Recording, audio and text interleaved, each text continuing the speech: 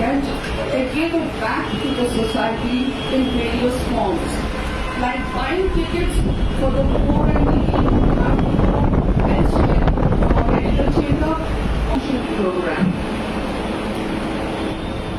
Now, one more point I must add over here that Siliguri Welfare Organization is the first of its kind who is holding this internship program.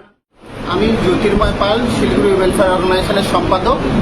Siliguri কলেজের তরফ থেকে আমাদের কাছে একটা আবেদন নিয়ে আসা হয় যে শিলিগুড়ি কলেজের 5th সেমের যারা স্টুডেন্ট আছেন তাদেরকে একটা ইন্টার্নশিপ প্রোগ্রাম করাতে হবে। ইউজিসি থেকে একটা নতুন গাইডলাইন এসছে, তো সেইটা মাথায় রেখে আজকে আমরা এই একটা ইনোগ্রাল প্রোগ্রামের মাধ্যমে এই ইন্টার্নশিপ প্রোগ্রামটা শুরু করলাম। এটা 380 জন স্টুডেন্টকে, শিলিগুড়ি কলেজের হিস্ট্রি অ্যান্ড ইংলিশ ডিপার্টমেন্টের 380 জন স্টুডেন্টকে আমরা ইন্টার্নশিপ করাবো। বিভিন্ন সেগমেন্টের এক্সপার্টিসদেরকে নিয়ে আসা হবে, তারা এসে তাদেরকে এই ইন্টার্নশিপ প্রোগ্রামটা করাবে। প্রত্যেকটা স্টুডেন্ট, এত 380 জন স্টুডেন্টকে তো একসাথে করানো যাবে না, তাদেরকে ব্যাচে ব্যাচে ভাগ করে করানো হবে। 5 দিন ধরে এক একটা ব্যাচের 5 দিন করে হবে, টোটাল 60 ঘন্টার এই কোর্সটা হবে।